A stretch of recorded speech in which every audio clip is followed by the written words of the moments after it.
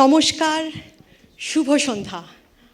আজ এই স্বর্ণালী সন্ধ্যায় আগত সকল সুধীজনকে ইনারভিল ক্লাব অফ গ্রেটার টলিগঞ্জের পক্ষ থেকে জানাই হার্দিক অভিনন্দন। ভারত সরকারের বিদেশ মন্ত্রকের অধীনে ইন্ডিয়ান কাউন্সিল ফর কালচারাল রিলেশনসে যৌথ সহযোগিতায় আমাদের আজকের নিবেদন মন মাধুরী। আমরা যারা ইনারভিলের সঙ্গে যুক্ত তারা একটু আধটু সমাজসেবামূলক কাজ করে থাকি, কিন্তু আমাদের সাধ্য বড়ই অপ্রতুল। তাই সাধ আর সাধ্যের মেলবন্ধন হয় না। সেই সাধ পূরণের আশায় একটা তহবিল গঠনের জন্য আমাদের আজকের নিবেদন। আমাদের মধ্যে আজকে অনেক বিশিষ্ট মানুষজন উপস্থিত। আমি প্রথমে আহ্বান জানাবো আমাদের ক্লাবের প্রেসিডেন্ট শ্রীমতী সুপর্ণা মজুমদারকে।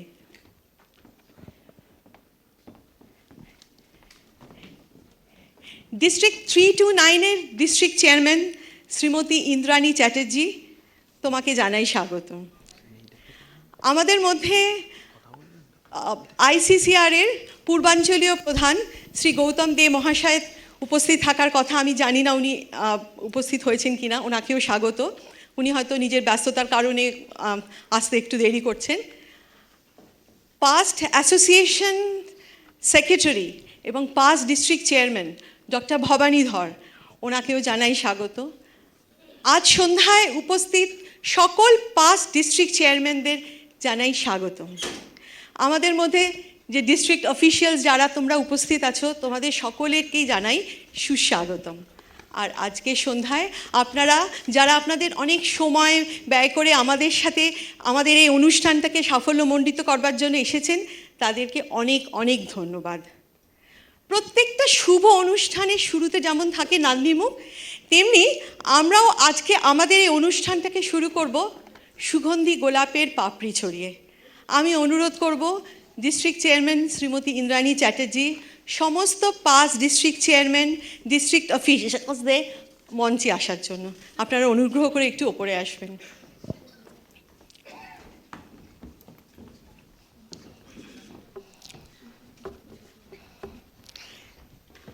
বিশিষ্ট অতিথিদের হাত দিয়ে ছড়িয়ে পড়ুক গোলাপের পাপড়িগুলি।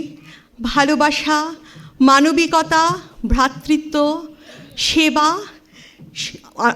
আর মূর্ত প্রতীক হয়ে এই গোলাপের পাপড়িগুলো ছড়িয়ে পড়ুক দিকে দিকে। এবার আপনাদের স্তোত্র পড়ে শোনাবেন শ্রীমতী মৈত্রেয়ী মুখার্জি।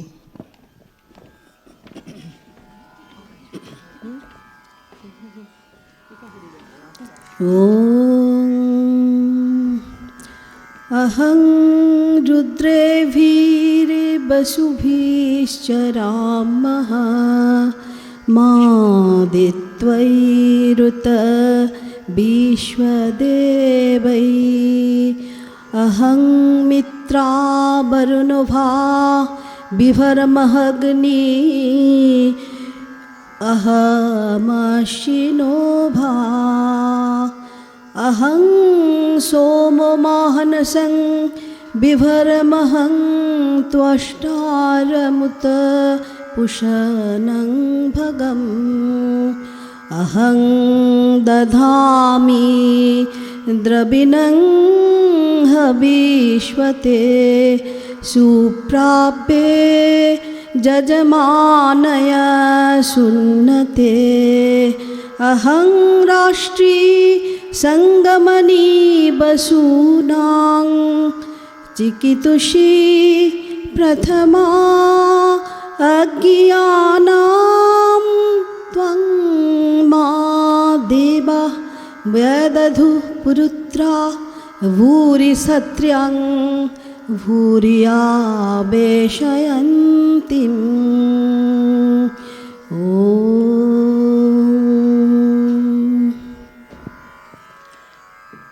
ধন্যবাদ আপনাদের। আমি শ্রীমতী ইন্দ্রাণী চ্যাটার্জি ও শ্রীমতী দীপান্বিতা গুপ্তকে একটু অনুরোধ করব স্টেজে থাকার জন্য। আমরা আমাদের একটা বিশেষ মুখপত্র আজকে প্রকাশ করবে এই অনুষ্ঠান উপলক্ষে।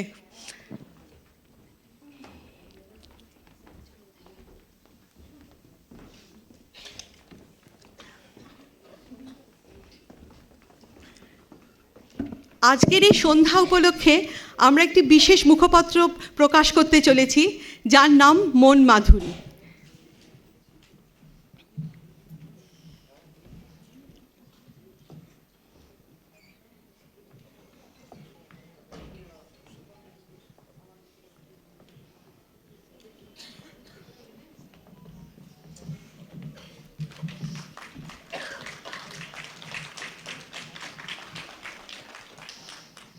ধন্যবাদ আপনাদের। এবার আমাদের ক্লাবের প্রেসিডেন্ট সুপর্ণা ও কিছু বলবে আপনাদের। ইনারভিল ক্লাব অফ গ্রেটার টলিগঞ্জের পক্ষ থেকে আমি সুপর্ণা মজুমদার আজ সন্ধ্যায় আপনাদের সকলকে আন্তরিক অভিনন্দন জানাচ্ছি। ইন্টারন্যাশনাল ইনারভিল ক্লাব পৃথিবীতে মহিলাদের একটা অন্যতম সংগঠন। 100টিরও বেশি দেশে ছড়িয়ে রয়েছে আমরা, যেখানে কোনো জাতি ধর্ম কোনো বাধাই নয়, নেই কোনো সরকারি পরিচালন। আমাদের ডিস্ট্রিক্ট 329 53টা ক্লাব আর 1500-ও বেশি সদস্য নিয়ে ইন্টারন্যাশনাল ইনারভিলের একটি গর্বিত অধ্যায়। এবছর আমাদের ডিস্ট্রিক্ট 329-এর পরিচালনায় রয়েছেন মাননীয়া শ্রীমতী ইন্দ্রাণী চ্যাটার্জি। আমাদের এবছরের মূল ভাবনা হলো এম্পাওয়ার অ্যান্ড ইভলভ, অর্থাৎ স্বনির্ভর হও, হও বিকশিত। আমাদের ক্লাবের বয়স 7 বছর, সদস্য সংখ্যা 28। সাধ অনেক, কিন্তু সাধ্য সীমিত, তাই সাধ আর সাধ্যের মধ্যে লড়াই তো লেগেই থাকে। আর সেই লড়াইতে জিতব বলেই আমাদের এই অনুষ্ঠান করতে, এরকম একটা অনুষ্ঠান করতে এগিয়ে আসা। এই অনুষ্ঠান থেকে আপনাদের সকলের সহযোগিতায় যে অর্থ উঠে আসবে, সেই অর্থ কাজে লাগাবো আমরা প্রান্তিক মানুষজনদের স্বাস্থ্য ও শিক্ষার রসদ হিসেবে। আজ বাংলার সংস্কৃতির 2 প্রবাদ প্রতিম শিল্পী শ্রীমতী শাওলি মিত্র ও পরে শ্রীমতী প্রমিতা মল্লিক আপনাদের সামনে উপস্থিত হবেন। তবে তার আগে থাকবে একটু প্রাককথন। ভারত সরকারের বিদেশ মন্ত্রকের অকুণ্ঠ সহযোগিতায় আজ আমরা এই অনুষ্ঠানটি করতে পেরে সত্যিই কৃতজ্ঞ। উপস্থিত আছেন আইসিসিআরের পূর্বাঞ্চলের মাননীয় পরিচালক শ্রী গৌতম দে মহাশয়। আমি জানি না গৌতমবাবু এসে পৌঁছেছেন কিনা। আচ্ছা, তার কাছে আমাদের কৃতজ্ঞতার শেষ নেই। আপনারা সকলে এসেছেন আমাদের ডাকে সাড়া দিয়ে, তাই আবার আপনাদের সকলের জন্য রইল আমাদের আন্তরিক অভিনন্দন।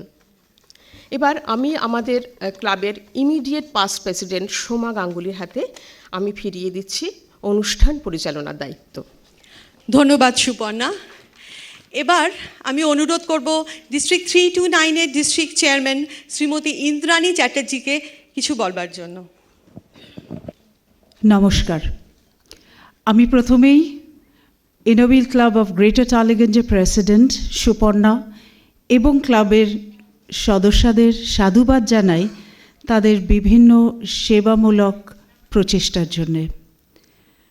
আমি আজকের এই অনুষ্ঠানের সাফল্য কামনা করি সুপর্ণা, কারণ আমি জানি যে তোমরা এর মাধ্যমে আরও অনেক মানুষের কাছে তোমাদের বন্ধুত্বের হাত বাড়িয়ে দিতে পারবে, অনেক বাচ্চাদের মুখে হাসি আনতে পারবে এবং ইনারভিলের নাম আরও অনেকের কাছে পৌঁছে দিতে পারবে। And thank you for inviting me here. Thank you. ধন্যবাদ ইন্দ্রাণী। এবার প্রেক্ষাগৃহে উপস্থিত সকলের কাছে আমার একটা বিনীত অনুরোধ, আপনাদের সঙ্গে থাকা মোবাইল ফোনগুলি দয়া করে নিষ্ক্রিয় করে রাখবেন। অনুষ্ঠান চলাকালীন সেগুলি বেজে উঠলে বা আলো জ্বললে মঞ্চে উপস্থিত শিল্পীদের মনোসংযোগে বড়ই বিঘ্ন ঘটে। ধন্যবাদ। এবার আমরা শুরু করতে চলেছি আমাদের প্রথমার্ধের অনুষ্ঠান। শ্রীমতী শাওলি মিত্র পরিবেশন করবেন রবীন্দ্রনাথ ঠাকুরের নাটক ডাকঘর।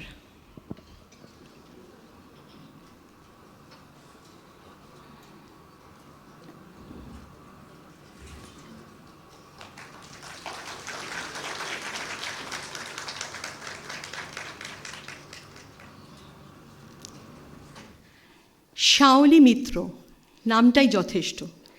কিংবদন্তি শিল্পী শ্রী শম্ভু মিত্র ও শ্রীমতী তৃপ্তি মিত্রের কন্যা শাওলি মিত্র বাংলা নাট্য জগতের এক উজ্জ্বল নক্ষত্র।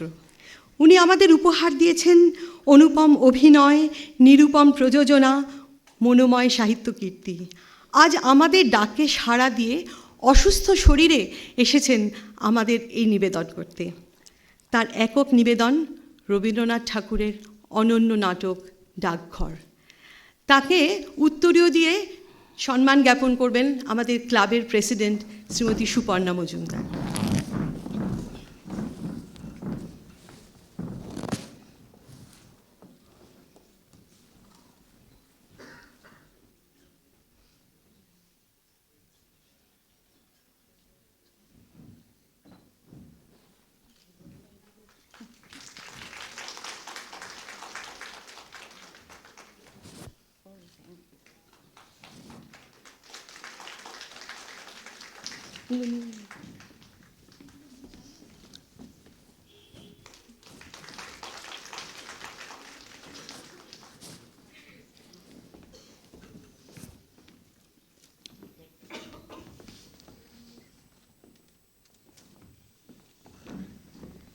নাটক ডাকঘর।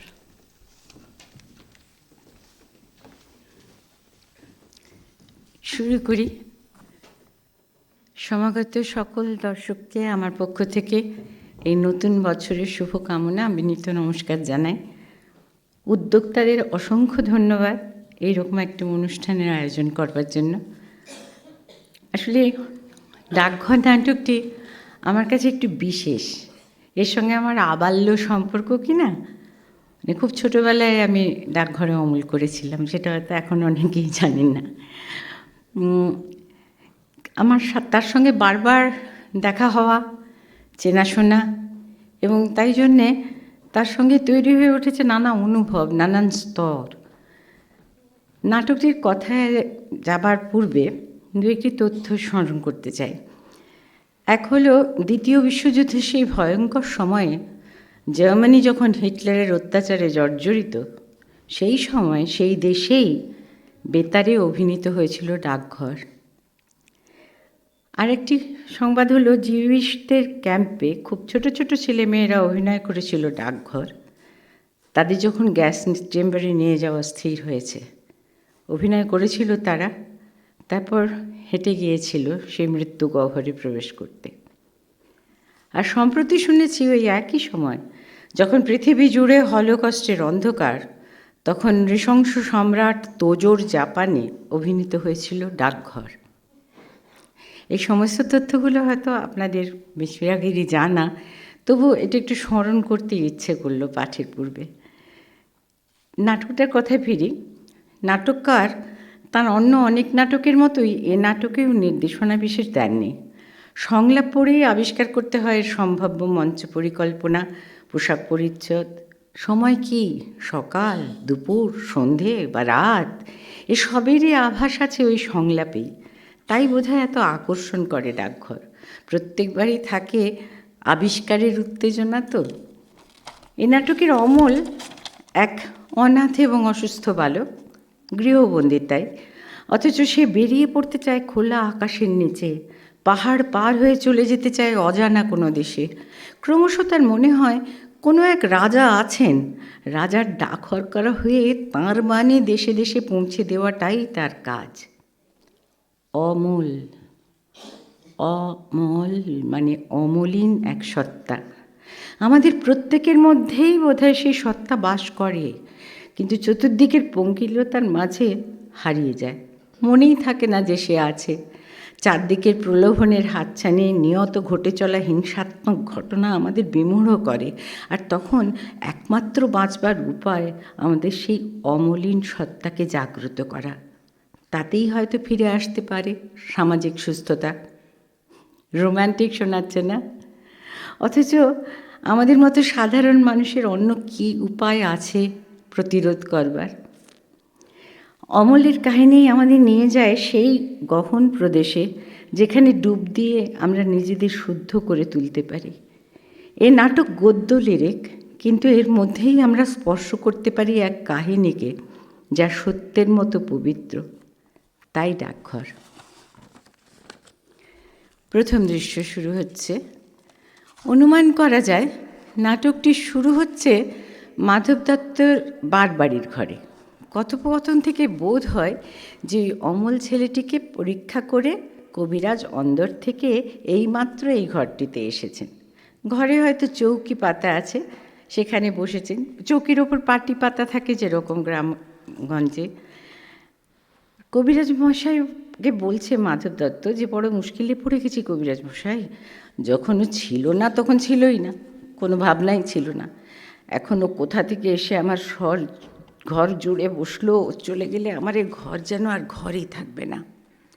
আচ্ছা কবিরাজ মশাই, আপনি কি মনে করেন ওকে, ওর ভাগ্যে যদি আয়ু থাকে তাহলে দীর্ঘকাল বাঁচতেও পারে, কিন্তু আয়ুর্বেদে যেরকম লিখছে তাতে তো। বলেন কি? হ্যাঁ, শাস্ত্রে বলছেন পৈত্তিকান সন্নিপাত যান কফবাত সমুদ্র ভবান। থাক থাক, আপনি আরও শ্লোকগুলো ওড়াবেন না, ওতে আমার ভয় আরও বেড়ে যায়। এখন কি করতে হবে সেইটা একটু বলে দিন। হ্যাঁ, খুব সাবধানে রাখতে হবে। হ্যাঁ, আমি তো পূর্বেই বলেছি ওকে বাইরে একেবারে যেতে দিতে পারবেন না। ছেলে মানুষ, ওকে দিনরাত ঘরের মধ্যে ধরে রাখা যে ভারী শক্ত। তা কি করবেন বলেন, এই শরৎকালের রৌদ্র আর বায়ু দুই ওই বালকের পক্ষে বিষমত। কারণ কিনা শাস্ত্রে বলছে অপস্মারে জরে কাশে কামলায় হলি মকে। থাক থাক, আপনার শাস্ত্র থাক, মানে ওকে বন্ধ করে রেখে দিতে হবে, অন্য কোনো উপায় নেই? কিছু না, কারণ পবনে তপনে চৈব। আপনারও চৈব নিয়ে আমার কি হবে বলুন তো? না বলছিও থাক না, কিন্তু আপনার অবস্থা বড় কঠোর। রোগের সমস্ত দুঃখ বেচারা চুপ করে সহ্য করে, কিন্তু আপনার ওষুধ খাবার সময় আমার কষ্ট দেখে আমার বুক ফেটে যায়। হ্যাঁ, সেই কষ্ট যত প্রবল তার ফলও তত বেশি। হ্যাঁ, তাই তো মহর্ষি চবন বলেছেন ভেষজং হিত বাক্যঞ্চ তিক্তং আশু ফলপ্রদং। বুঝলে না, তিক্তং আশু ফলপ্রদং। আজ তাই উঠে দত্তমশাই। তিনি চলে যান। তারপরেই শোনা যায় জয় হোক, ঠাকুরদার প্রবেশ। ইনি গ্রামের সকলেরই ঠাকুরদা। ওই রে, ঠাকুরদা এসেছে, সর্বনাশ করলে। ঠাকুরদা বলে, কেন, আমাকে তোমার ভয় কিসের? তুমি যে ছেলে খেপাবার সর্দার। তা তুমি তো ছেলে নও, আর তোমার ঘরেও ছেলে নেই, তোমার খাববার বয়স তো গেছে, তা তোমার ভাবনাটা কি? ঘরে যে ছেলে একটি এনেছি, তাই নাকি? কীরকম? আমার স্ত্রী যে পোষ্যপুত্র নেবার জন্য খেপে উঠেছিল। হ্যাঁ, সে তো অনেক দিন থেকে শুনছি, কিন্তু তুমি তো নিতে চাও না। জানো তো ভাই, অনেক কষ্টে টাকা করেছি, কোথা থেকে পরের ছেলে এসে আমার বহু পরিশ্রমের ধন বিনা পরিশ্রমে ক্ষয় করতে থাকবে, এ কথা মনে করলেও আমার খারাপ লাগতো। কিন্তু এই ছেলেটিকে যে আমায় কীরকম লেগে গিয়েছে বুঝেছি। তাই এর জন্য টাকা যতই খরচ করছো ততই মনে করছো সে যেন টাকারই পরম ভাগ্য। আগে টাকা রোজগার করতুম, সে কেবল একটা নেশার মতো ছিল, না করে কোনো মতো থাকতে পারতুম না। কিন্তু এখন যা টাকা করছি সবই ওই ছেলে পাবে জেনে উপার্জনে ভারী একটা আনন্দ পাচ্ছি।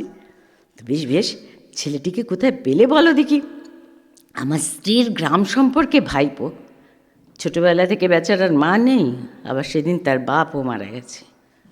আহা, তবে তো আমাকে তার দরকার আছে। কবিরাজ বলছে তার ওইটুকু শরীরে একসঙ্গে বাত পিত্ত শ্লেষ্মা যেরকম প্রকোপিত হয়ে উঠেছে, তাতে আর তার বড় আশা নেই। হ্যাঁ হ্যাঁ, ঠাকুরদা বললে, হ্যাঁ, এখন একমাত্র উপায় তাকে কোনো রকমে এই শরতের রৌদ্র আর বাতাস থেকে বাঁচিয়ে ঘরে বন্ধ করে রাখা। তাই ছেলেগুলোকে ঘরের বার করাই তো তোমার এই বুড়ো বয়সের খেলা, তাই তোমাকে ভয় করি। মিছে বলনি ভাই, একেবারে ভয়ানক হয়ে উঠেছি আমি, সে শরতের রৌদ্র আর হাওয়ারই মতো। কিন্তু ভাই, ঘরে ধরে রাখবার মতো খেলাও আমি কিছু জানি। আমার কাজকর্ম একটু সেরে আসি, তারপরে ছেলেটির সঙ্গে আমি ভাব করে নেব। জয় হোক। চলে যান। আমরা আন্দাজ করতে পারি যে ঠাকুরদা চলে যাবার পর মাধব দত্ত তাঁর হিসাবের খাতাপত্র নিয়ে ওই চৌকিটাতে একটু বসে নিজের কাজকর্ম করছেন। এমন সময় অন্দরের দিকের দরজার সামনে এসে দাঁড়ায় আমাদের অমল। এক মাথা কালো কোঁকড়া চুল, ভাসা ভাসা দুটি চোখ, ফ্যাকাশে মুখ। সে ডাকে, পিসেমশাই। কি অমল, আমি কি ওই উঠোনটাতেও যেতে পারবো না? কাজ করতে করতেই বলে, না বাবা। অমল ভাবে পিসমশাই বুঝতে পারেননি যে সে বাইরে কোথাও নয়, অন্দরের ওই উঠোনটাতে যেতে চায়। বলে, ওই যেখানটাতে পিসিমা জাঁতা দিয়ে ডাল ভাঙেন, ওই দেখো না, যেখানে ভাঙা ডালের খুদগুলি দুই হাতে তুলে নিয়ে ল্যাজের ওপর ভর দিয়ে বসে কাঠবিড়ালি কুটুস কুটুস করে খাচ্ছে, ওখানেও আমি যেতে পারবো না। না বাবা, আমি যদি কাঠবিড়ালি হতুম তাহলে বেশ হতো। এসে সে চৌকির ওপর বসে। কিন্তু পিসিমশাই, আমাকে কেন বেরোতে দেবে না? কবিরাজ যে বলেছে বাবা, বাইরে গেলে তো তোমার অসুখ করবে। কবিরাজ কেমন করে জানলে? বলো কি অমল, কবিরাজ জানবে না? সে যে এত বড় বড় পুঁথি পড়ে ফেলেছে। পুঁথি পড়লে কি সমস্ত জানতে পারে? বেশ, তাও বুঝি জানো না? আমি যে পুঁথি কিছুই পড়িনি, তাই জানি না। দেখো, বড় বড় পণ্ডিতেরা সব তো তোমারই মতো, তারা তো ঘর থেকে বেরোয় না। বেরোয় না? না, কখন বেরোবে বলো? তারা বসে বসে কেবল পুঁথি পড়ে আর পুঁথি পড়ে, আর কোনো দিকেই তাদের চোখ নেই। অমলবাবু, তুমিও বড় হলে পণ্ডিত হবে, বসে বসে এত বড় বড় সব পুঁথি পড়বে, সবাই দেখে কীরকম সব আশ্চর্য হয়ে যাবে। আমরা বুঝতে পারি তথাকথিত পণ্ডিত সম্পর্কে লেখকের কী ধারণা। তারা কেবল পুঁথি পড়ে আর কোনো দিকেই তাদের চোখ থাকে না। অমল ব্যাকুল হয়ে বলে, না না পিসেমশাই, তোমার দুটি পায়ে পড়ে আমি পণ্ডিত হব না। ও পিসেমশাই, আমি পণ্ডিত হব না। বলে, সে কী কথা অমল, যদি পণ্ডিত হতে পারতুম তাহলে আমি তো বেঁচে যেতুম। না, আমি যা আছে সব দেখব, কেবলই দেখে বেড়াবো। শোনো একবার, দেখবে কি আর দেখবে তো আছেই বাকি। আমাদের জানলার কাছে বসে সেই যে দূরে পাহাড় দেখা যায়, আমার ভারী ইচ্ছে করে ওই পাহাড়টা পার হয়ে চলে যাই। কি পাগলের মতো কথা, কাজ নেই কম নেই, খামকা পাহাড়টা পার হয়ে চলে যাই। কি যে বলে তার ঠিক নেই। দেখো, পাহাড়টা যখন মস্ত বেড়ার মতো উঁচু হয়ে আছে, তখন তো বুঝতে হবে যে ওটা পেরিয়ে যাওয়া বারণ। নইলে এই এত বড় বড় পাথর জড়ো করে এত বড় একটা কাণ্ড করবার দরকার কি ছিল? পিসেমশাই বুঝি ভাবেন এবার একটা অকাট্য যুক্তি দেওয়া গেছে অমলকে। অমল বলে, পিসেমশাই, তোমার কি মনে হয় ও বারণ করছে? আমার ঠিক বোধ হয় যে পৃথিবীটা তো কথা কইতে পারে না, তাই অমনি করে নীল আকাশে হাত তুলে ডাকছে। অনেক দূরের যারা ঘরের মধ্যে বসে থাকে, তারাও দুপুরবেলা একলা জানলার ধারে বসে ওই ডাক শুনতে পায়। পণ্ডিতেরা বুঝি শুনতে পায় না? তারা তো তোমার মতো খ্যাপা নয়, তারা শুনতে চায়ও না। আমার মতো খ্যাপা আমি কালকে একজনকে দেখেছিলাম। বল, তা কীরকম শুনি? তার কাঁধে এক বাঁশের লাঠি, লাঠির আগায় একটা পুঁটুলি বাঁধা, তার বাঁ হাতে একটা ঘটি, পুরনো এক জোড়া নাগরা জুতো পরে সেই মাঠের পথ দিয়ে ওই পাহাড়ের দিকেই যাচ্ছিল। আমি তাকে ডেকে জিজ্ঞাসা করলাম, তুমি কোথায় যাচ্ছ? সে বললে, কি জানি, যেখানে হয়। আমি জিজ্ঞাসা করলাম, কেন যাচ্ছ? সে বললে, কাজ খুঁজতে যাচ্ছি। আচ্ছা পিসেমশাই, কাজ কি খুঁজতে হয়? হয় বই কি, কত লোক কাজ খুঁজে বেড়ায়। বেশ তো, আমিও তাদের মতো কাজ খুঁজে বেড়াবো। খুঁজে যদি না পাও, খুঁজে যদি না পাই, খুঁজে যদি না পাই তো আবার খুঁজবো। কত লোক তো বুঝতেই পারে না যে সত্যি কোন কাজটা তার করবার ছিল জীবনে। সেটা বুঝতে বুঝতেই তো বেশিরভাগ লোকের বয়সটা পেরিয়ে যায়। আর কাজটা যে খুঁজে নিতে হয় সেটাও তো অনেক লোক জানে না, আমরা জানি না আর কি। কিন্তু অমল তো সেটা বোঝে, তাই সে বলে যে খুঁজে যদি না পায় তাহলে সে আবার খুঁজবে। বলে, তারপরে সেই নাগরাজ জুতো পরা লোকটা চলে গেল।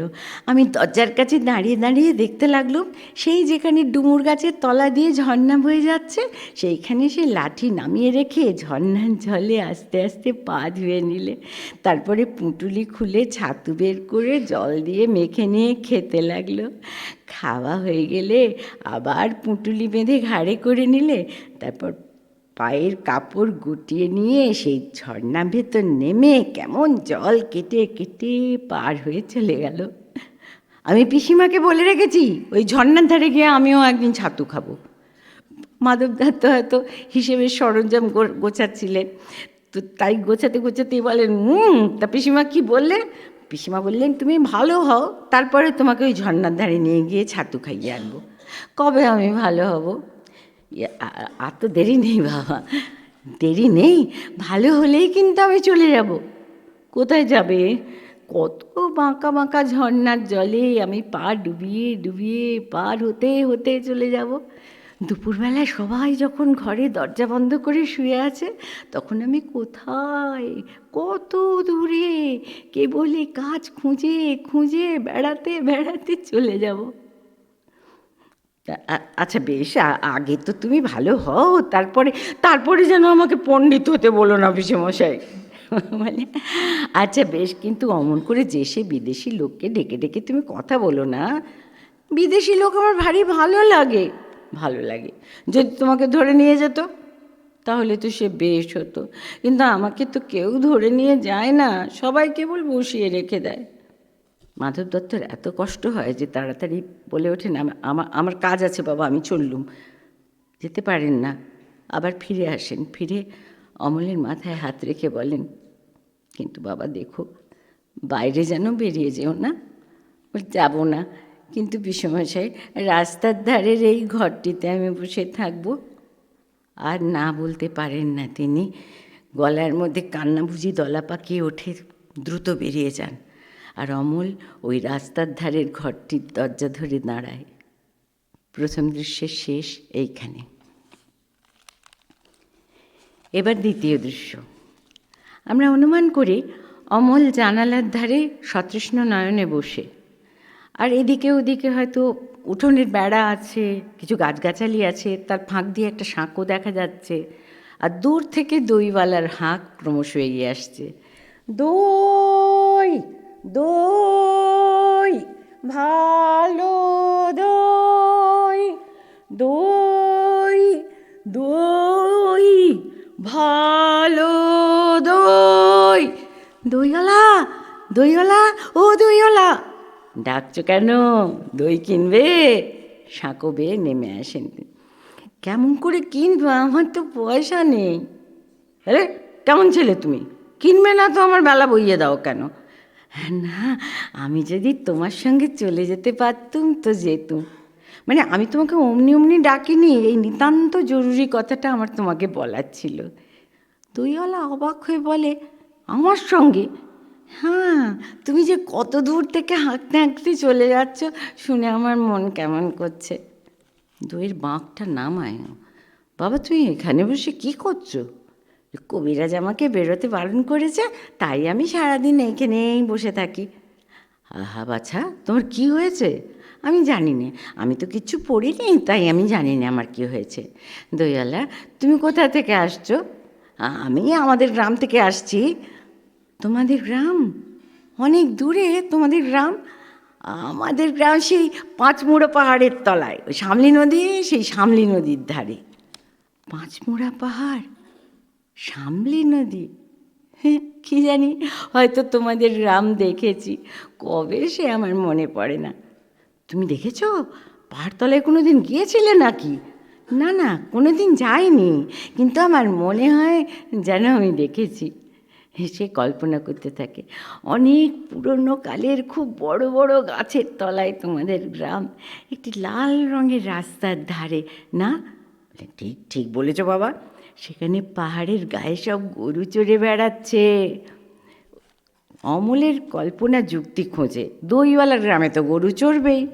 কিন্তু দইওয়ালা খুব আশ্চর্য হয়ে যায়, বলে কি আশ্চর্য, ঠিক বলছো, আমাদের গ্রামে গরু চড়ে ভাই কি? খুব চড়ে। বলে মেয়েরা সব নদী থেকে জল তুলে মাথায় কলসি করে নিয়ে যায়, তাদের সব লাল শাড়ি পরা, চারদিকে সবুজের মাঝে ওই লাল শাড়ি পরা মেয়েরা ছবি এনে দেয় অমলের মনে। কিন্তু দইওয়ালা দেখতা মনেতে সায় দিতে পারে না। বাবা বা ঠিক কথা, ঠিক কথা, আমাদের সব গয়লাপাড়ার মেয়েরা নদী থেকে জল তুলে নিয়ে যায় তো যায়, তবে কিনা বাবা তারা সবাই যে লাল শাড়ি পরে তা নয়। কিন্তু বাবা, তুমি নিশ্চয়ই কোনো দিন সেখানে বেড়াতে গিয়েছিলে। সত্যি বলছি দইওয়ালা, আমি একদিনও যাইনি। কবিরাজ যেদিন আমাকে বাইরে যেতে বলবে সেদিন তুমি নিয়ে যাবে তোমাদের গ্রামে। যাবো বই কি বাবা, খুব নিয়ে যাব। আমাকে তোমার মতো ওই রকম দই বেচতে শিখিয়ে দিও, ওই রকম বাঁক কাঁধে নিয়ে, ওই রকম খুব দূরের রাস্তা দিয়ে। মরে যাই, তুমি দই বেচতে যাবে কেন বাবা? এত এত পুঁথি পড়ে তুমি পণ্ডিত হয়ে উঠবে। না না, আমি কখনো পণ্ডিত হব না। আমি তোমাদের রাঙা রাস্তার ধারে, তোমাদের বুড়ো বটের তলায় গোয়ালাপাড়া থেকে দই নিয়ে এসে দূরে দূরে গ্রামে গ্রামে বেচে বেচে বেড়াবো। কীরকম করে তুমি বলো? দই দই, আমাকে সুরটা শিখিয়ে দাও। হায় পোড়া কপাল, এ সুরও কি শেখবার সুর? না না, ও আমার শুনতে খুব ভালো লাগে। আকাশের খুব শেষ থেকে যেমন পাখির ডাক শুনলে মন উদাস হয়ে যায়, তেমনি ওই রাস্তার মোড় থেকে ওই গাছের সারের মধ্যে দিয়ে যখন তোমার ডাক আসছিল, আমার মনে হচ্ছিল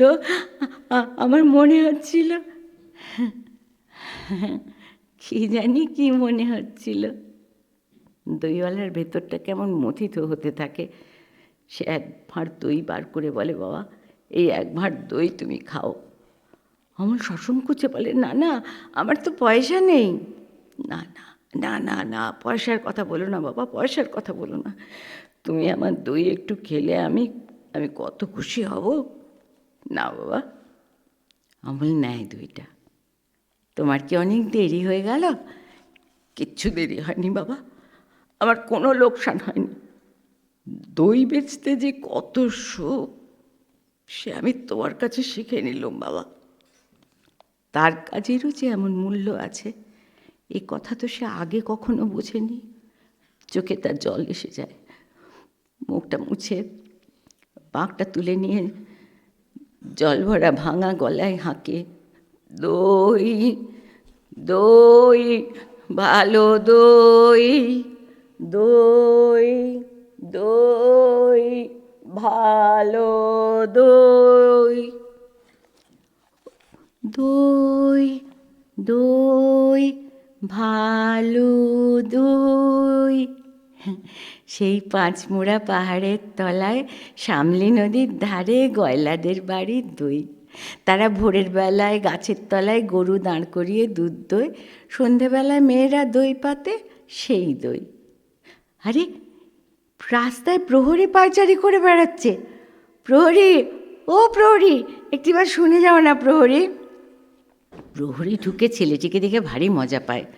মজা করবার জন্যেই বলে, অমন করে ডাকাডাকি করছো কেন? হ্যাঁ, আমাকে ভয় করো না তুমি? প্রহরী কিনা পুলিশ, মাথায় লাল পাগড়ি, ইয়াক গোঁপ, বাচ্চারা তো ভয় পাই। তো এই ছেলে তো কই ভয় পায় না। বলে, কেন, তোমাকে কেন ভয় করব? যদি তোমাকে ধরে নিয়ে যায়। কোথায় ধরে নিয়ে যাবে? সে অনেক দূরে, ওই পাহাড় পেরিয়ে একেবারে রাজার কাছে যদি নিয়ে যায়। রাজার কাছে নিয়ে যাও না আমাকে। না, কিন্তু আমাকে যে কবিরাজ বাইরে যেতে বারণ করেছে, আমাকে কেউ কোথাও ধরে নিয়ে যেতে পারবে না। আমাকে কেবল দিনরাত্রির এইখানেই বসে থাকতে হবে। কবিরাজ বারণ করেছে? আহা, তাই বটে, তোমার মুখ যেন সাদা হয়ে গেছে, চোখের কোলে কালি পড়েছে, তোমার হাত দুখানিতে শিরগুলি দেখা যাচ্ছে। অমল তাড়াতাড়ি বলে, তুমি ঘন্টা বাজাবে না প্রহরী? বারবার দেখা যায় অমল অসুখের কথা আলোচনাই করতে চায় না। আত্মকরুণা তার নেই। আগেও দেখেছি আমরা, পরেও দেখব। তাই প্রহরীর উত্তরের কথার পিঠে সে ওই কথা বলে, তুমি ঘন্টা বাজাবে না প্রহরী? প্রহরী বলে, এখনো সময় হয়নি। তো বলে, কেউ বলে সময় বয়ে যাচ্ছে, আবার কেউ বলে সময় হয়নি। আচ্ছা, তুমি ঘন্টা বাজিয়ে দিলেই তো সময় হবে। বলে, সে কি হয়, সময় হলে তবে আমি ঘন্টা বাজিয়ে দিই। বেশ লাগে তোমার ঘন্টা, আমার শুনতে ভারী ভালো লাগে। আচ্ছা, তোমার ঘন্টা কেন বাজে? এই রে, ঘন্টা কেন বাজে? দেখো, ঘন্টা তো এই কথা সবাইকে বলে যে সময় বসে নেই, সময় কেবলই চলে যাচ্ছে। চলে যাচ্ছে? কোথায় চলে যাচ্ছে? কোন দেশে? সে কথা কেউ জানে না। সে দেশ বুঝি কেউ দেখে আসেনি। আমার ভারী ইচ্ছে করছে ওই সময়ের সঙ্গে চলে যাই, যে দেশের কথা কেউ জানে না, সে অনেক দূরে।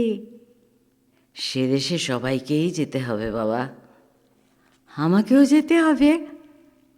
আমরা তো জানি সে কথা, কিন্তু অমলের কথার পিঠে এই কথায় আমরা একটু চমকেই উঠি।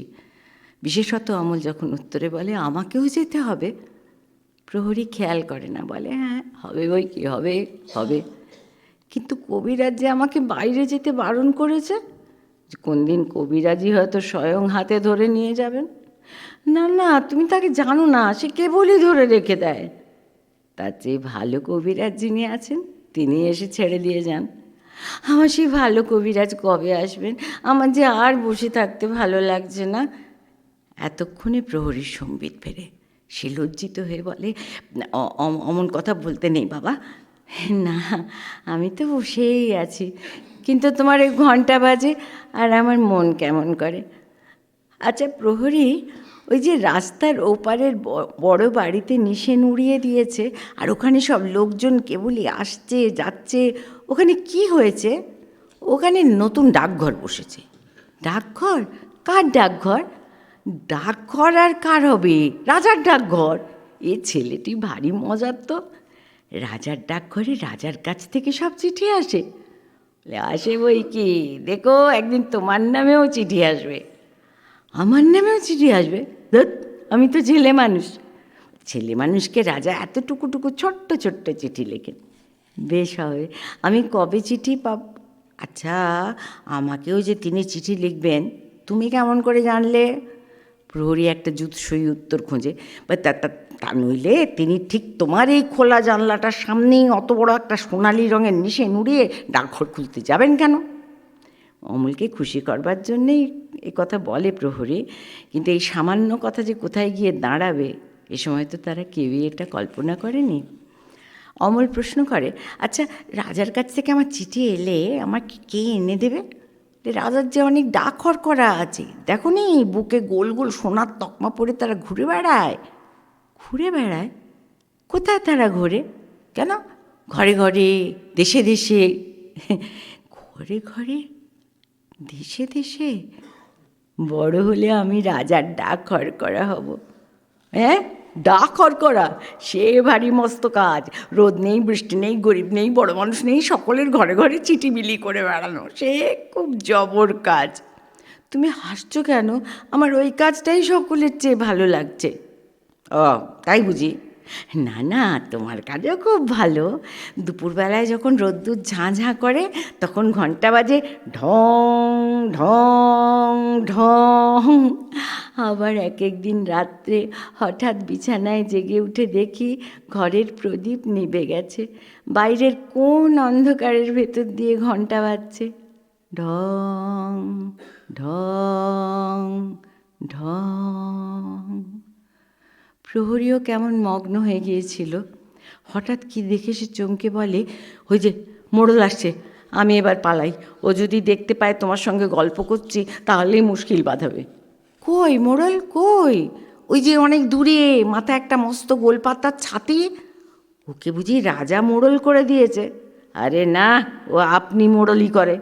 যে ওকে না মানতে চায় তার সঙ্গে দিনরাত এমনি লাগে যে সকলেই ওকে ভয় করে। কেবল সকলের সঙ্গে শত্রুতা করেই ও আপনার ব্যবসা চালায়। তো এরকম লোক তো আমরা খুব দেখি না দিকে দিকে আজকাল, যে যারা অপরের সঙ্গে শত্রুতা করেই নিজেদের ব্যবসা চালায়।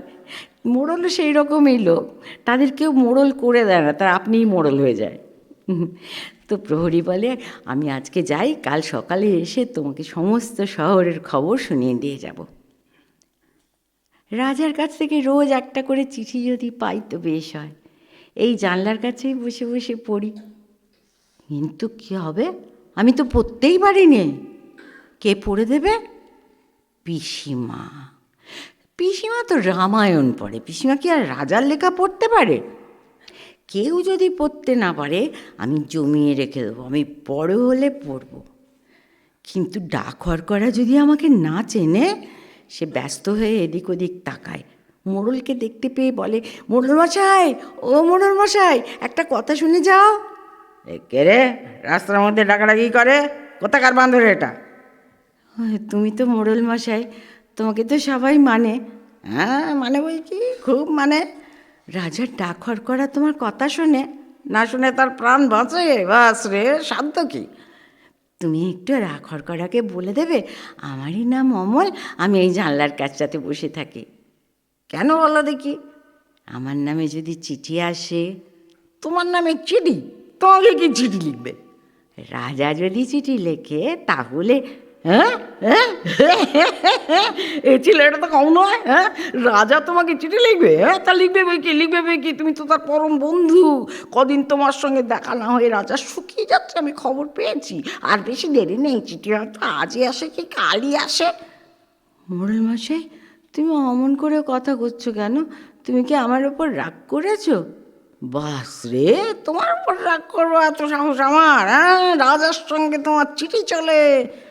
মাধব দত্তর বড় বড় হয়েছে দেখছি, 2 পয়সা জমিয়েছে কিনা, এখন তার রাজা বাচ্চার কথা ছাড়া আর ঘরে কথা নেই। মজা দেখাচ্ছি। না না, এ ভারী আসপদ্দা, রাজার কানে উঠলে একেবারে দুরস্ত হয়ে যাবে। অমল শুকনো মুখে বসে থাকে, বুঝতে পারে না এই লোকটা এত রাগ করে গেল কেন ওর ওপরে।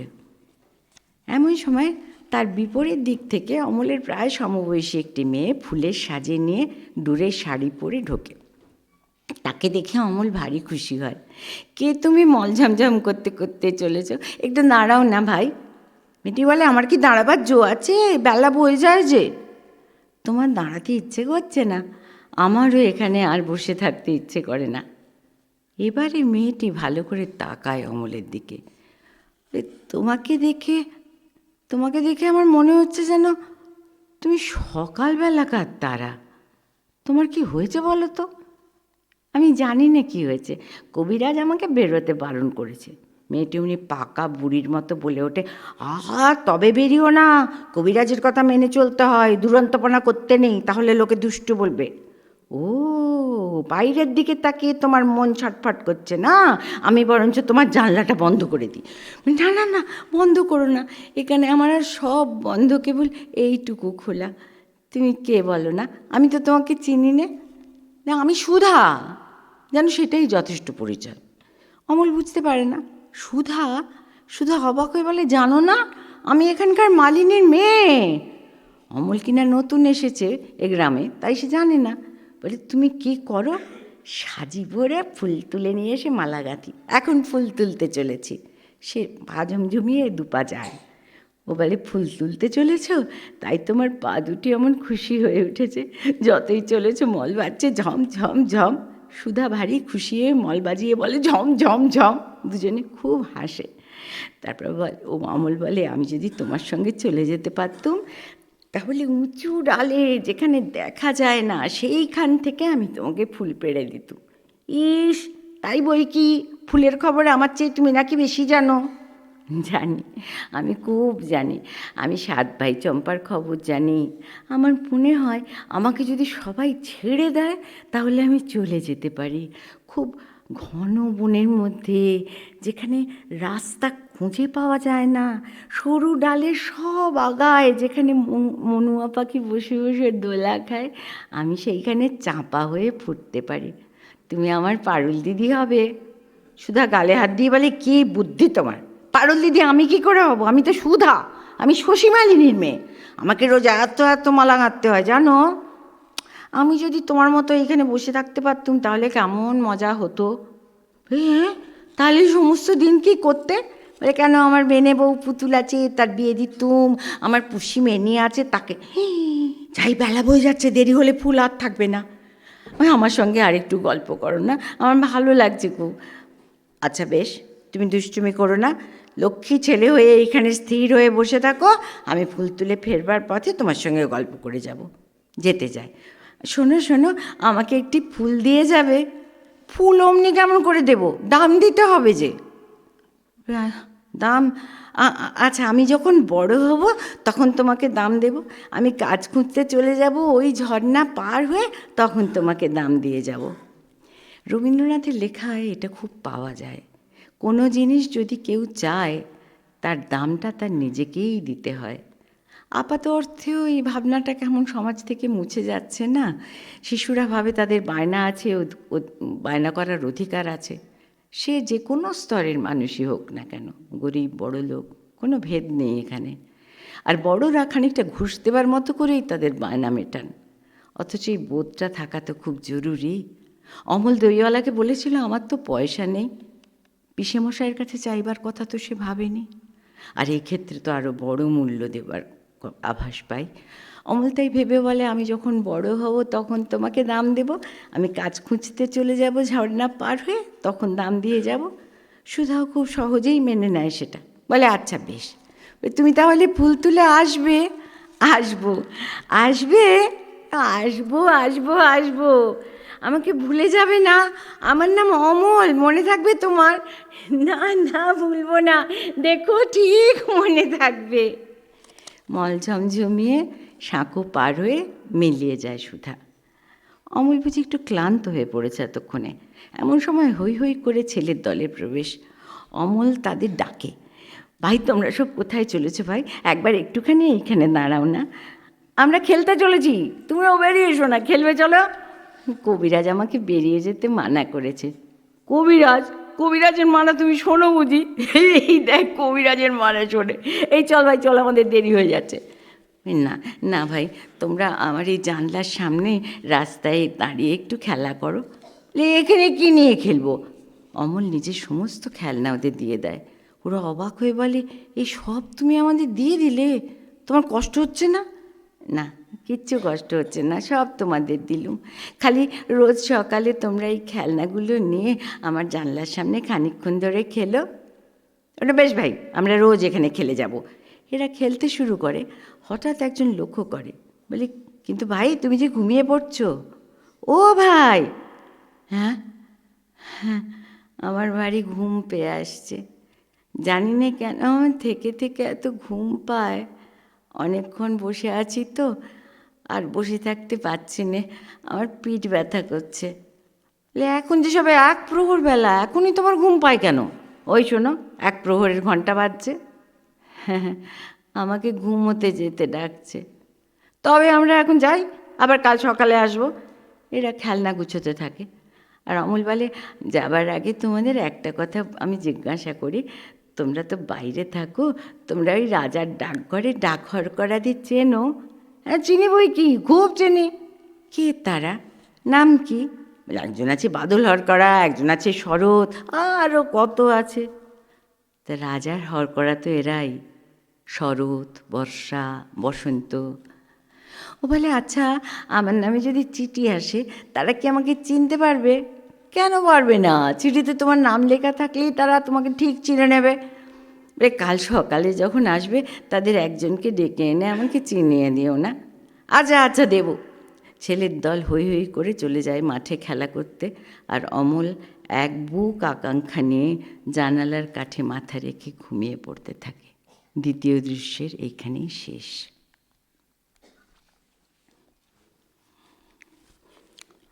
এবার তৃতীয় তথা শেষ দৃশ্য। অমল এখন আর বিছানা থেকে উঠে জানালার কাছটিতেও যেতে পারে না। শুয়ে শুয়েই বলে, পিসেমশাই, আজ আর আমার সেই জানলার কাছেও যেতে পারবো না, কবিরাজ বারণ করেছে। হ্যাঁ বাবা, সেখানে রোজ রোজ বসে থেকেই তো তোমার ব্যামো বেড়ে গেছে। না পিসেমশাই না, সেখানে থাকলে আমি খুব ভালো থাকি। হ্যাঁ ভালো থাকি, সেখানে বসে তুমি যত রাজ্যের ছেলে বুড়ো সকলের সঙ্গে ভাগ করে নিয়েছো। আমার দরজার কাছে রোজ যেন একটা মস্ত মেলা বসে যায়, এতেও কি কখনো শরীর নেকে? দেখো দেখি আজ তোমার মুখখানা কীরকম ফ্যাকাশে হয়ে গেছে। পিসেমশাই, আমার সেই ফকির হয়তো আজ আমাকে জানলার কাছে না দেখতে পেয়ে চলে যাবে। ফকির? তোমার আবার ফকির কে? সে যে রোজ আমার কাছে এসে নানা দেশ বিদেশের কথা বলে যায়, শুনতে আমার ভারী ভালো লাগে। কই আমি তো কোনো ফকিরকে জানি না। এমন সময় প্রহরীর ঘণ্টা শোনা যায়। আর ব্যাকুল হয়ে অমল বলে, এই ঠিক তার আসবার সময় হয়েছে, তোমার পায়ে পড়ি, তুমি তাকে একবার বলে এসো না, সে যেন আমার ঘরে এসে একবার বসে। ফকিরের ছদ্মবেশে ঠাকুরদা আসে। জয় হোক, এই যে ফকির, এসো আমার বিছানায় এসে বসো। মাধব দত্ত চিনতে পারেন, বলেন, এ কে যে? ঠাকুরদার চোখ টিপে বলেন, আমি ফকির। হ্যাঁ, তুমি যে কি নও তা তো ভেবে পাইনি। এবারে তুমি কোথায় গিয়েছিলে ফকির? আমি ক্রৌঞ্চ দ্বীপে গিয়েছিলাম, সেইখান থেকেই তো এইমাত্র আসছি। মাধব দত্ত বলেন, ও ক্রৌঞ্চ দ্বীপে? তা আশ্চর্য হও কেন? তোমাদের মতো আমাকে পেয়েছো? আমার তো যেতে কোনো খরচ নেই, আমি যেখানে খুশি যেতে পারি। তোমার ভারী মজা। আমি যখন ভালো হব তখন তুমি আমাকে তোমার চালা করে নেবে বলেছিলে, মনে আছে ফকির? খুব মনে আছে। বেড়াবার এমন সব মন্ত্র শিখিয়ে দেবো না যে সমুদ্রে, পাহাড়ে, অরণ্যে কোথাও কিছুতে বাধা দিতে পারবে না। এসব কি পাগলের মতো কথা হচ্ছে তোমাদের? তাড়াতাড়ি বলে, ক্রৌঞ্চ দ্বীপ কীরকম দ্বীপ আমাকে বলো না ফকির। সে ভারী আশ্চর্য জায়গা, সে পাখিদের দেশ। হ্যাঁ, সেখানে তো মানুষ নেই। হ্যাঁ, আর পাখিরা তো কথা কয় না, চলে না, তারা গান গায় আর ওড়ে। বাহ, কি চমৎকার! সমুদ্রের ধারে? হ্যাঁ, সমুদ্রের ধারে বই কি, সব নীল রঙের পাহাড় আছে।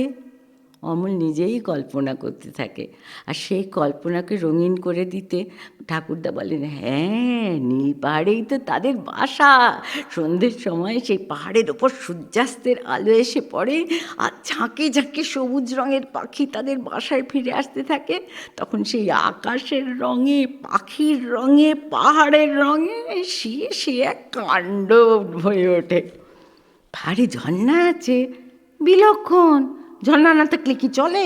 একেবারে হিরে গালিয়ে ঢেলে দিচ্ছে। আর তার কি নৃত্য! নুড়িগুলোকে ঠুং ঠাং করে বাজাতে বাজাতে কেবলই কলকল কলকল ঝরঝর ঝরঝর করতে করতে ঝর্ণাটা সমুদ্রের মধ্যে গিয়ে ঝাঁপ দিয়ে পড়ছে। মাধব দত্ত ও কোনো কবিরাজের বাবার কিন্তু সাধ্য নেই তাকে একদণ্ড কোথাও আটকে রাখে। জানো অমলবাবু, পাখিগুলো আমাকে নিতান্ত তুচ্ছ একটা মানুষ বলে যদি একঘরে করে না রাখতো, তাহলে ওই ঝর্ণার ধারে তাদের হাজার হাজার বাসার এক পাশে বাসা বেঁধে সমুদ্রের ঢেউ দেখে দেখে সমস্ত দিনটা কাটিয়ে দিতুম। আমি যদি পাখি হতুম তাহলে তো একটা ভারী মুশকিল হতো। কেন? আমি শুনলাম তুমি নাকি দইওয়ালাকে বলে রেখেছো বড় হলে তুমি দই বিক্রি করবে। হ্যাঁ, তা বাবা, পাখিদের মধ্যে তোমার দইয়ের ব্যবসাটা তো তেমন জমতো না, ওতে বোধহয় তোমার কিছু লোকসান হতো। মাধব দত্ত হেসে বলেন, আর তো আমার চললো না, তোমরা আমাকে শুদ্ধ খেপিয়ে দেবে দেখছি, আমি চললুম। অমল ডাক দেয়, পিসেমশাই, আমার দইওয়ালা এসে চলে গেছে বই কি। তোমার ওই শখের ফকিরের তল্পি বয়ে ক্রৌঞ্চ দ্বীপের পাখির বাসায় উড়ে বেড়ালে তো তার পেট চলে না। সে তোমার জন্য এক ভাঁড় দই রেখে গেছে, বলে গেছে তাদের গ্রামে তার বোনঝির বিয়ে, তাই সে কলমি পাড়ায় বাঁশির ফরমাস দিতে যাচ্ছে, বড় ব্যস্ত আছে। অমলের মাথায় যেন আকাশ ভেঙে পড়ে। উমা, সে যে বলেছিল আমার সঙ্গে তার ছোট বোনঝিটির বিয়ে দেবে। হ্যাঁ, তবে তো বড় মুশকিল দেখছি। হ্যাঁ, সে বলেছিল সে আমার টুকটুকে বউ হবে। তার নাকের নোলক, তার লাল ডুরের শাড়ি, সে সকালবেলায় নিজের হাতে কালো গরু ধুয়ে নতুন মাটির ভাঁড়ে আমাকে ফেনা শুদ্ধ দুধ খাওয়াবে, আর সন্ধ্যের সময় গোয়াল ঘরে প্রদীপ দেখিয়ে এসে আমার কাছে বসে 7 ভাই চম্পার গল্প করবে। বাবা, খাসা বউ তো! আমি যে ফকির মানুষ, আমারই বাবা লোভ হচ্ছে। তা বাবা, ভয়নি, এবারকার মতো বিয়ে দিয়ে দিক না দিক, আমি তোমাকে বলছি, তোমার দরকার হলে কোনো দিন ওর ঘরে বঞ্ঝির অভাব হবে না। মাধব তো যাও, আর পারা যায় না বলে চলে যান। কষ্ট করে উঠে ফকিরের গা ঘেঁষে বসে। এতক্ষণে সে তার ফকিরকে একা পেয়েছে। বলে, ফকির, পিসেমশাই তো গিয়েছেন, এইবার আমাকে চুপি চুপি বলো না, ডাকঘরে কি আমার নামে রাজার চিঠি এসেছে? শুনেছি তো, তার চিঠি রওনা হয়ে বেরিয়েছে। সে চিঠি এখন পথে আছে। পথে? কোন পথে? সে যে বৃষ্টি হয়ে আকাশ পরিষ্কার হয়ে গেলে অনেক দূরে দেখা যায় সেই ঘন বনের পথে। তবে তো তুমি সব জানো দেখছি। হ্যাঁ, সেই পথেই তো। আমি সব জানি ফকির, তাই তো দেখতে পাচ্ছি। কেমন করে জানলে? তা আমি জানি না, আমি যেন চোখের সামনে দেখতে পাই, মনে হয় যেন আমি অনেকবার দেখেছি, সে অনেক দিন আগে, কতদিন আমার মনে পড়ে না। আমি দেখতে পাচ্ছি রাজার ডাক হরকরা পাহাড়ের উপর থেকে একলা কেবলই নেমে আসছে, বাঁ হাতে তার লণ্ঠন, কাঁধে তার চিঠির থলি। কতদিন, কত রাত ধরে সে কেবলই নেমে আসছে। পাহাড়ের পায়ের কাছে ঝর্ণার পথ যেখানে ফুরিয়েছে, সেখানে বাঁকা নদীর পথ ধরে সে কেবলই চলে আসছে, রাত দিন একলাটি চলে আসছে। ক্ষেতের মধ্যে ঝিঁঝি পোকা ডাকছে, নদীর ধারে একটিও মানুষ নেই, কেবল কাদা খোঁচা ল্যাজ তুলিয়ে তুলিয়ে বেড়াচ্ছে। আমি সমস্ত দেখতে পাচ্ছি, যতই সে আসছে দেখছি, আমার বুকের ভিতরে ভারী খুশি হয়ে হয়ে উঠছে। অমন নবীন চোখ তো আমার নেই, তবু তোমার দেখার সঙ্গে সঙ্গে আমিও দেখতে পাচ্ছি। আচ্ছা ফকির, যার ডাকঘর, তুমি সেই রাজাকে জানো? জানি বই কি, আমি যে তার কাছে রোজ ভিক্ষা নিতে যাই। সে তো বেশ, আমি ভালো হয়ে উঠলে আমিও তার কাছে ভিক্ষে নিতে যাব, পারবো না যেতে? বাবা, তোমার আর ভিক্ষার দরকার হবে না, তিনি তোমাকে যা দেবেন সব অমনিই দিয়ে দেবেন। না না না, আমি তার দরজার সামনে পথের ধারে দাঁড়িয়ে জয় হোক বলে ভিক্ষে চাইব, আমি কঞ্জনি বাজিয়ে নাচবো, সে বেশ হবে না? খুব খুব ভালো হবে বাবা, খুব ভালো হবে। আর তোমাকে সঙ্গে করে নিয়ে গেলে আমারও পেট ভরে ভিক্ষা মিলবে। কিন্তু তুমি কি ভিক্ষা চাইবে? আমি বলবো আমাকে তোমার ডাক হরকরা করে দাও, আমি অমনি লণ্ঠন হাতে ঘরে ঘরে তোমার চিঠি বিলি করে বেড়াবো। জানো ফকির, আমাকে একজন বলেছে আমি ভালো হয়ে উঠলে আমাকে সে ভিক্ষে করতে শেখাবে। কে বলো দেখি? ছিদাম। ছিদাম? কোন ছিদাম? সেই যে অন্ধ খোঁড়া, সেই আমাকে বলেছে কেমন করে ভিক্ষে করতে হয় আমাকে শিখিয়ে দেবে। পিসেমশাইকে আমি বলি ভিক্ষে দিতে, তিনি বলেন ও মিথ্যে কানা, ও মিথ্যে খোঁড়া। আচ্ছা, ও যেন মিথ্যে কানাই হলো, কিন্তু চোখে দেখতে পায় না, সেটা তো সত্যি। ঠিক বলেছ বাবা, ওর মধ্যে সত্যি হচ্ছে ওইটুকু যে ও চোখে দেখতে পায় না। তা ওকে কানা বলো আর নাই বলো, ছিদামের না হয় চোখ নেই, আমরা অনেকেই তো চোখ থাকতেও দেখতে পাই না, তাকাই বটে, দেখি কি? তাও ভিক্ষে পায় না তো তোমার কাছে বসে থাকে কি করতে? ওকে যে আমি শোনাই কোথায় কি আছে, বেচারা দেখতে পায় না। তুমি যেসব দেশের কথা আমাকে বলো সেসব আমি ওকে শুনিয়ে দিই। তুমি সেদিন আমাকে সেই যে হালকা দেশের কথা বলেছিলে, যেখানে কোনো জিনিসের কোনো ভার নেই, যেখানে একটু লাভ দিলেই অমনি পাহাড় নিয়ে চলে যাওয়া যায়, সেই হালকা দেশের কথা শুনে ও ভারী খুশি হয়ে উঠেছিল। আচ্ছা ফকির, সে দেশে কোন দিক দিয়ে যাওয়া যায়? ভিতরের দিক দিয়ে একটা রাস্তা আছে, কিন্তু সে হয়তো বাবা খুঁজে পাওয়া শক্ত। ও বেচারা যে অন্ধ, ও হয়তো দেখতেই পাবে না, ওকে কেবল ভিক্ষেই করে বেড়াতে হবে। তাই নিয়ে ও দুঃখ করছিল। আমি ওকে বললুম, ভিক্ষে করতে গিয়ে তুমি যে কত বেড়াতে পাও, সবাই তো সে পায় না। বাবা, ঘরে বসে থাকলেই বা এত কিসের দুঃখ? না না, তার দুঃখ নেই। প্রথমে যখন আমাকে ঘরের মধ্যে বসিয়ে রেখে দিয়েছিল, আমার মনে হচ্ছিল দিন আর ফুরোচ্ছে না। এখন আমাদের রাজার ডাকঘর দেখে অবধি আমার রোজই ভালো লাগে, এই ঘরের মধ্যে বসে বসেই ভালো লাগে। একদিন আমার চিঠি এসে পৌঁছবে, সে কথা মনে করলেই আমি খুব খুশি হয়ে চুপ করে বসে থাকতে পারি।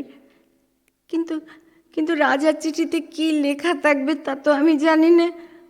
তা নাই জানলে তোমার নামটি তো লেখা থাকবে, তাহলেই তো হলো। এমন সময় উত্তেজিত মাধব দত্তের প্রবেশ। তোমরা দুজনে মিলে কি ফাসাদ বাঁধিয়ে বসে আছো বলো দেখি? কেন, কি হয়েছে কি? শুনেছ তোমরা নাকি রটিয়েছ রাজা তোমাদেরই চিঠি লিখবেন বলে ডাকঘর বসিয়েছে? আহা, তাতে হয়েছেটা কি? আরে আমাদের পঞ্চানন মোড়ল সেই কথাটি রাজার কাছে লাগিয়ে বেনামি চিঠি লিখে দিয়েছে। অমলের সামনে এসব কথা বলায় ঠাকুরদা প্রমাদ গণেন, বলেন, আহা, সকল কথাই যে রাজার কানে ওঠে সে কি আমরা জানি না? তবে সামলে চলো না কেন? রাজা বাদশার নাম করে এমন যাতা কথা মুখে আনো কেন? তোমরা যে আমাকে শুদ্ধ মুশকিলে ফেলবে। ঠাকুরদা যা ভয় করেছিলেন তাই হলো। অনেক অমল কেমন আহত বিস্ময়ে বলে উঠল, ফকির, ফকির রাজাকে রাগ করবে? হ্যাঁ, অমনি বললেই হলো রাগ করবে। কেমন রাগ করে দেখি না। আমার মতো ফকির আর তোমার মতো ছেলের উপর রাগ করে সে কেমন রাজাগিরি ফলায় তা দেখা যাবে। অমল শান্ত হয়ে যায়, শুয়ে পড়তে পড়তে বলে, দেখো ফকির, আজ সকালবেলা থেকে আমার চোখের উপর থেকে থেকে অন্ধকার হয়ে আসছে। মনে হচ্ছে যেন সব স্বপ্ন। কিন্তু কিন্তু রাজার চিঠি কি আসবে না? আর রাজার চিঠি যখন যদি এখনই সব এই ঘর যদি মিলিয়ে যায়, যদি আসবে বাবা, আসবে, চিঠি আজই আসবে, আসবে। অমল কেমন ঝিমিয়ে পড়ে। কবিরাজ আসে।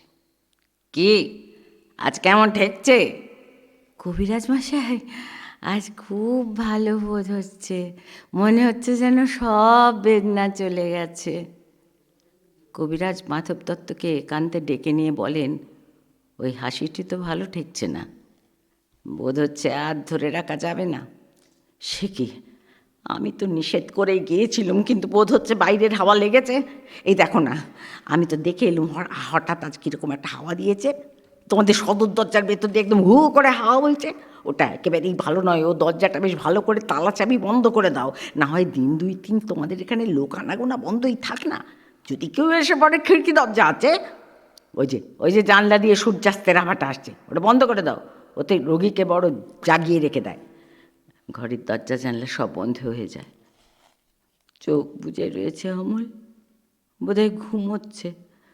ওর মুখ দেখে মনে হয় যেন কবিরাজ মশাই যে আপনার নয় তাকে ঘরে এনে রাখলুম, তাকে ভালোবাসলুম, এখন বুঝি আর তাকে রাখতে পারবো না। কবিরাজ বলে, ও কি, তোমার ঘরে যে মোড়ল আসছে, এই কি উৎপাত! আমি আসি ভাই, খিড়কির দরজাটা আপাতত খুলে দাও, কিন্তু তুমি যাও এখনই ভালো করে সদর দরজাটা বন্ধ করে দাও। আমি বাড়ি গিয়ে একটা 20 বড়ি পাঠিয়ে দিচ্ছি, সেইটে খাইয়ে দেখো, যদি রাখবার হয় তো সেইটাতেই টেনে রাখতে পারবে। কবিরাজ দ্রুত বেরিয়ে যান। মাধব দত্ত তাকে এগিয়ে দিতে যান। এর মধ্যে মোড়ল ঢুকে আসে সদর দিয়ে, তাই বোধহয় কবিরাজের সঙ্গে তার দেখা হয় না। সে সেই বলে, কিরে ছড়া? ঠাকুরদা বলা, চুপ চুপ। অমলেরম চোখ বুঝেই আবার বলে, না ফকির, তুমি ভাবছো আমি ঘুমোচ্ছি? আমি ঘুমোইনি, আমি সব শুনছি। আমি যেন অনেক দূরের কথাও শুনতে পাচ্ছি। আমার মনে হচ্ছে আমার মা, আমার বাবা যেন আমার শিয়রের কাছে কথা করছেন। এর মধ্যে মাধব দত্ত ফিরেছেন। ওই মাধব দত্ত, আজকাল তোমাদের যে খুব বড় বড় লোকের সঙ্গে সম্বন্ধে। বলেন কি মোড়ল মশাই, এমন পরিহাস করবেন না, আমরা নিতান্তই সামান্য লোক। কেন? তোমাদের এই ছেলেটি যে রাজার চিঠির জন্য অপেক্ষা করে আছে। ও ছেলে মানুষ, পাগল, ওর কথা কি ধরতে আছে? না না, এতে আর আশ্চর্য কি? তোমাদের মতো এমন যোগ্য ঘরে রাজা পাবেন কোথায়? সেই জন্য দেখছো না, ঠিক তোমাদের জানলার সামনেই রাজার নতুন ডাকঘর বসেছে। ওরে ছোঁড়া, তোর নামে রাজার চিঠি এসেছে রে। বলে, সত্যি? বলে, এ কি সত্যি না হয়ে যায়? তোমার সঙ্গে রাজার বন্ধুত্ব। এখানে লেখা আছে একখানা অক্ষর শূন্য কাগজ দিয়া। অট্টহাস্যে ফেটে পড়ে মোড়ল বলে, এই যে তাঁর চিঠি। অমল কাগজ উল্টে পাল্টে কিচ্ছু দেখতে পায় না। বলে, আমাকে ঠাট্টা করো না ফকির, ফকির তুমি বলো না, এই কি সত্যি তাঁর চিঠি? হ্যাঁ বাবা, আমি ফকির, আমি তোমাকে বলছি এই সত্য তাঁর চিঠি। কিন্তু আমি যে এতে কিচ্ছু দেখতে পাচ্ছি না, আমার চোখে আজ সব সাদা হয়ে গেছে। মোড়ল মশাই, বলে দাও না এই চিঠিতে কী লেখা আছে। মোড়ল আরও নিষ্ঠুর হয়ে ওঠে, বলে, রাজা লিখছেন, আমি আজকালকার মধ্যেই তোমাদের বাড়ি যাচ্ছি। আমার সঙ্গে আমার জন্য তোমাদের ওই মুড়ি মুড়কির ভোগ তৈরি করে দেখো। হ্যাঁ, রাজভবন আমার আর একদণ্ড ভালো লাগছে না। কুৎসিত হাসি সে। মাধব দত্ত বলেন, মোড়ল মশাই দোহাই, আপনার এসব কথা নিয়ে পরিহাস করবেন না। পরিহাস? কিসের পরিহাস? পরিহাস করেন এমন সাধ্য আছে ওর? বলে, আরে ঠাকুরদা, তুমিও খেপে গেলে নাকি? হ্যাঁ, আমি খেপেছি। তাই আজ এই সাদা কাগজে অক্ষর দেখতে পাচ্ছি। রাজা লিখছেন তিনি স্বয়ং অমলকে দেখতে আসছেন, তিনি তার রাজকবিরাজকেও সঙ্গে করে আনছেন। ফকির, ওই যে ফকির তার বাজনা বাজছে, শুনতে পাচ্ছ না? আর উনি আরেকটু না খেপলে তো শুনতে পাবেন না। ঘন্টা শোনা যায়। বলছে, ওই যে ঘন্টা বাজছে, 4 প্রহর হয়ে গেছে। সন্ধ্যা তারা কি উঠেছে প্রহর। ফকির, আমি কেন দেখতে পাচ্ছি না? বলে, ওরা যে জানলা বন্ধ করে দিয়েছে বাবা, আমি খুলে দিচ্ছি। কিন্তু খুলে উঠবার আর সময় পান না তিনি। প্রবল আঘাত শুরু হয় সদর দরজায়। বলে, কে ওখানে? খোলো দ্বার। কে তোমরা? খোলো দ্বার। দ্বার ভেঙে রাজদূত প্রবেশ করেন। মহারাজ আজ রাত্রে আসবেন। কত রাত্রে দূত? কত রাত্রে? আজ 2 প্রহর রাত্রে। যখন আমার বন্ধু প্রহরী নগরীর সিংহদ্বারে ঘণ্টা বাজাবে তখন? হ্যাঁ, তখন। রাজা তাঁর বালক বন্ধুটিকে দেখবার জন্যে তাঁর সকলের চেয়ে বড় কবিরাজকে পাঠিয়েছেন। রাজকবিরাজ প্রবেশ করেন। এ কি, চারিদিকে সমস্ত এই যে বন্ধ, খুলে দাও, খুলে দাও, যত দ্বার জানলা আছে সব খুলে দাও। বাবা, কেমন বোধ করছো? খুব ভালো, খুব ভালো কবিরাজ মশাই। আমার কোনো অসুখ নেই, কোনো বেদনা নেই। সব খুলে দিয়েছ? সব তারাগুলিকে দেখতে পাচ্ছি, অন্ধকারের ওপারকার সব তারা। বাবা, অর্ধরাত্রে যখন রাজা আসবেন তখন তুমি বিছানা ছেড়ে উঠে তার সঙ্গে বেরোতে পারবে? পারবো, আমি পারবো। বেরোতে পারলে তো আমি বাঁচি। আমি রাজাকে বলবো, এই অন্ধকার আকাশে ধ্রুব তারাটিকে দেখিয়ে দাও। আমি সে তারা বোধহয় কতবার দেখেছি, কিন্তু সে যে কোনটা সে তো আমি চিনি নে। তিনি সব চিনিয়ে দেবেন বাবা। মাধব, এই ঘরটি রাজার আগমনের জন্য পরিষ্কার করে ফুল দিয়ে সাজিয়ে রাখো। ওই লোকটিকে তো এ ঘরে রাখা চলবে না। মোড়লকে দেখে বলে, না না না না কবিরাজ মশাই, উনি আমার বন্ধু। তোমরা যখন আসনি উনি আমাকে এই যে রাজার চিঠি এনে দিয়েছিলেন। হয়তো অক্ষরশূন্য কাগজটি দেখায় অমল। উনি দেখেন, কঠিন চোখে তাকান মোড়লের দিকে, তারপর বলেন, আচ্ছা বাবা, উনি যখন তোমার বন্ধু তখন উনিও এ ঘরে রইলেন। এরই ফাঁকে মাধব দত্ত এসে বলে, বাবা, রাজা তোমাকে ভালোবাসেন, তিনি স্বয়ং আজ আসছেন। তার কাছে আজ কিছু প্রার্থনা করো, আমাদের অবস্থা তো ভালো নয়, জানো তো সব। বিষয়ী মাধবকে অমল খুব আশ্বাস দিয়ে বলে, সে আমি সব ঠিক করে রেখেছি পিসেমশাই, সে তোমার কোনো ভাবনা নেই। কি ঠিক করেছো বাবা? আমি তাঁর কাছে চাইব তিনি যেন আমাকে তাঁর ডাকঘরের হরকরা করে দেন। আমি লণ্ঠন হাতে দেশে দেশে ঘরে ঘরে তাঁর চিঠি বিলি করে বেড়াবো। আমি দেশে দেশে ঘরে ঘরে তাঁর চিঠি বিলি করে। এইবার তোমরা সকলে স্থির হও। এলো ওর ঘুম এলো। আমি বালকের শিয়রের কাছে বসবো, ওর ঘুম আসছে। প্রদীপের আলো নিভিয়ে দাও, এখন আকাশের তারাটি থেকে আলো আসুক। ওর ঘুম এসেছে। মাধব দত্ত কিছু বুঝতে পারেন না। দেখেন ঠাকুরদা এক কোণে হাঁটুতে ভর দিয়ে চোখ বন্ধ করে করজোড়ে বসে আছেন। ঠাকুরদাকেই বলেন, ঠাকুরদা তুমি মূর্তিটির মতো হাত জোড় করে নীরব হয়ে আছো কেন? আমার কেমন ভয় হচ্ছে। এরা দেখছি এসব কি ভালো লক্ষণ? এরা আমার ঘর অন্ধকার করে দিচ্ছে কেন? ও তারার আলোতে আমার কি হবে? চুপ করো অবিশ্বাসী, কথা কইও না।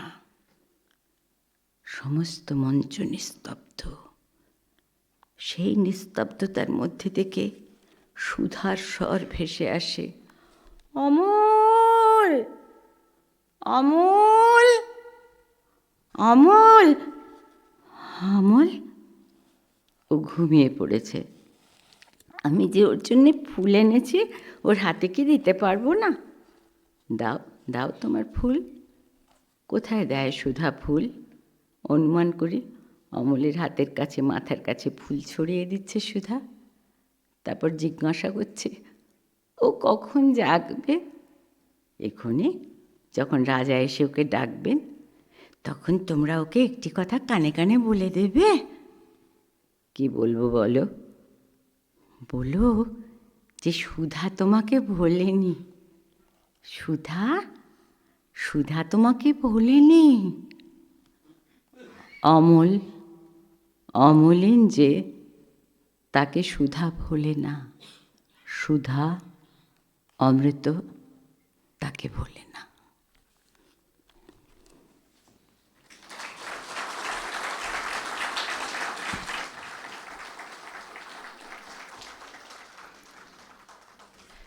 আমি জানি আপনাদের অবস্থা অনেকটা আমার মতো। ভাষাহারা আমি, কি বলে যে ধন্যবাদ দেব জানি না। আমরা মুগ্ধ, আপ্লুত। তবে শাওলিদির কাছে আমার একটু অনুরোধ যে আগামী কোনো এক সন্ধ্যায় এমনভাবে যেন তাকে আমরা আবার আমাদের মধ্যে ফিরে পাই। ধন্যবাদ শাওলিদি।